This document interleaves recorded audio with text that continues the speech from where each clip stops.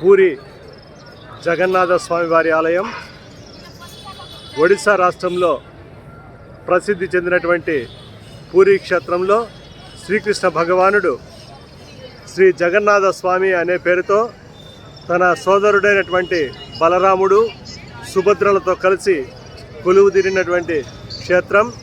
పూర్వం ఇంద్రద్యుమ్న మహారాజు అనే మహారాజు అత్యంత భక్తిపరుడు.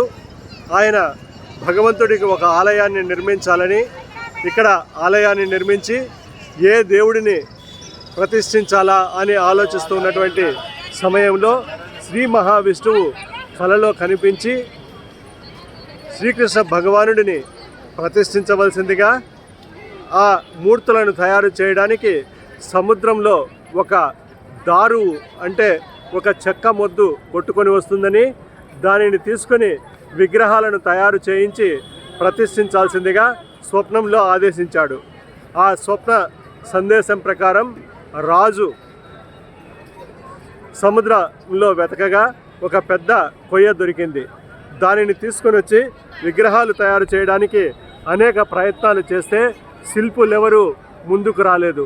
ఇలాంటి పరిస్థితుల్లో మళ్ళీ స్వామివారు కలలో కనిపించి తన దర్బారుకు వచ్చేటటువంటి శిల్పులను అందుకు ఉపయోగించవలసిందిగా ఆదేశించడంతో మరుసటి నాడు ఇంద్రద్యుమ్న మహారాజు దర్బారుకు 2 శిల్పులు విగ్రహాలు చెక్కేందుకు రాగా వారిని శిల్పాలు చెక్కేటటువంటి పనిని రాజు అప్పగించాడు. అయితే ఆ శిల్పులు 21 రోజుల పాటు ఆలయం లోపల ఉండి వాకిళ్ళు వేసుకొని విగ్రహాలు తయారు చేస్తామని, అంతవరకు ఎవరు కూడా వచ్చి చూడకూడదని, అంతవరకు తలుపులు తెరవకూడదని నిబంధన విధించారు. 15 రోజులు గడిచాయి. అయితే 16వ రోజు ఎటువంటి శబ్దము కూడా లోపల నుంచి రాకపోవడంతో శిల్పాలు చెక్కుతున్నారా లేదా అని అనుమానపడినటువంటి రాజు తలుపులు తెరవడంతో శిల్పులు మాయమయ్యారు. అసంపూర్తిగా ఉన్నటువంటి శిల్పాలు లభ్యమయ్యాయి. వాటిని ప్రతిష్ఠించాలా లేదా అని ఆలోచిస్తున్నటువంటి సమయంలో తిరిగి స్వామివారు కలలో కనిపించి వాటినే ప్రతిష్ఠించమనగా ఆ విగ్రహాలను ఇక్కడ ఆలయంలో ప్రతిష్ఠించి పూజలు చేయడం ప్రారంభించారు.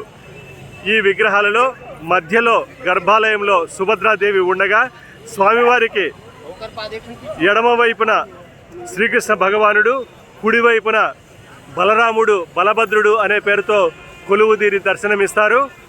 ఇక్కడ ఈ విగ్రహాలు 12 సంవత్సరాలకు ఒకసారి నూతన విగ్రహాలను ఇక్కడ ప్రతిష్ఠించడం అనేటటువంటిది ఆనవాయితీ. అలాగే ప్రతి సంవత్సరం ఆషాఢ మాసంలో శుక్లపక్ష విధియ నాడు ఇక్కడ జరిగేటటువంటి రథోత్సవం, జగన్నాథ రథోత్సవం ప్రపంచ ప్రసిద్ధి చెందింది.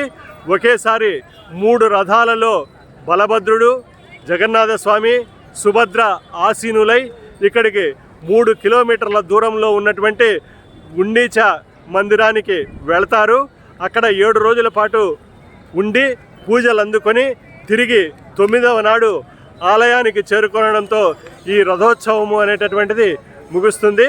కాగా ఈ ఆలయం అనేక విశేషాలతో కూడుకున్నటువంటిది.